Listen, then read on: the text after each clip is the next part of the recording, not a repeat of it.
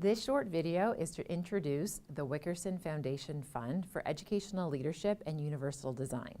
We're going to talk about two conceptual frameworks that you can use to set your project up. Traditionally, when we think about universal design for learning, the focus usually is around accessibility. However, with the future directions of where we're going, this is looking at it from a broader perspective. One strategy to start exploring this, considering equity, social justice, and full inclusion, would be the idea of universal instructional design principles. What this looks like is at the core of the UDI, these are the concepts of inclusiveness, equity, as well as our instructional materials be presented in a specific way. So the first being accessible and fair, that students are aware of what's being asked of them, whether that be through a syllabus or through assignments. The second is making sure that we're using language that is straightforward and consistent, being mindful of the context in which we're asking our students to explore this work. The third is, whenever possible, if we can provide flexibility of use and participation as how the student is interacting with your course.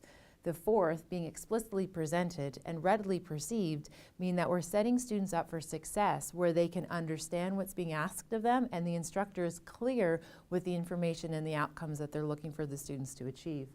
The fifth, providing a supportive learning environment. This could be being mindful of different types of barriers to access that a student might be experiencing in the course, and when at all possible, thinking about when we can try and eliminate some of those barriers. The sixth, this is the idea of minimizing unnecessary physical requirements. So for example, traditionally, let's say a page pair might be 10 pages. If we can get a good sense of the student's concepts and understanding and the depth and breadth of a topic, do we need 10 pages versus potentially 6 pages? So exploring this idea in terms of the rigor, making sure it's intact, but is there a way that we can ask students to do this without unnecessary efforts? The seventh is making sure that we're being mindful of our needs as instructors, but also our students' needs within the environment and the physical environment, making sure that there's no barriers to the students' learning. So a second way of looking at this could be the conceptual framework of Universal Design for Learning, or UDL.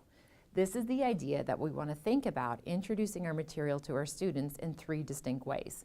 Thinking about strategies on how we engage students, thinking about different ways we represent what we know, and this other idea around action and expression. Here what we're looking for is finding different strategies, whether it be through course design or how we set up the framework of our classes to make sure that students feel engaged. The second is giving the students opportunity to show multiple ways of knowing and different ways of representing things. This could be something where you have a reading that's accompanied with a study potentially, and also accompanied with a video or extra material that a student can really get a sense of the lay of the land and the context of the themes that they're trying to learn about. The third one is this idea that students excel when they're given the option to show different ways of how they can express knowledge. So the ideas of through action and expression, students are able to interact with the curriculum in a way that's meaningful and personal for them. So when we're thinking about UDL, one of the things we'd actively encourage is thinking beyond just accessibility and thinking about other areas such as social justice, equity, full inclusion, and making sure that there's voice and representation across the curriculum. So let's take a look at a few Trent examples. Potentially around, if we think about course design, we can look about the idea of giving students choice in the way that they interact with their assignments based on potentially selecting topics of interest or things that they see have real-world application. The next would be this opportunity for students to have that pause where they have a chance to reflect on what they know and are able to implement what they know in terms of the course content. Another approach could be thinking about how we can incorporate adaptive software into our courses, whether this be smart pens or different types of apps. Another idea is looking at flexibility of due dates, giving students a wee bit of latitude to be able to know what works best for them. Another approach would be using active learning classrooms, having our students taking the learning onto their feet or working in small groups or different types of opportunities for collaboration. Or thinking about how you can incorporate an open educational resource or an OER into your course in lieu of a textbook. So again, thinking about different ways we can redesign our courses.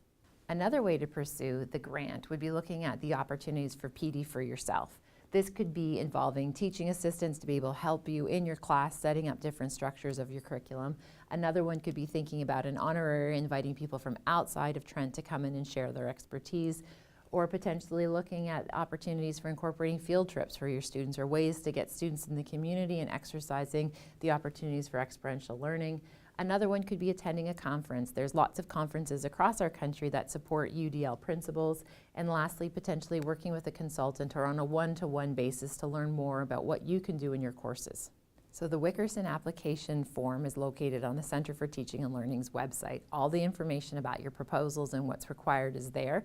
If you have any questions, concerns, or comments, please feel free to reach out to the CTL. We're here to help.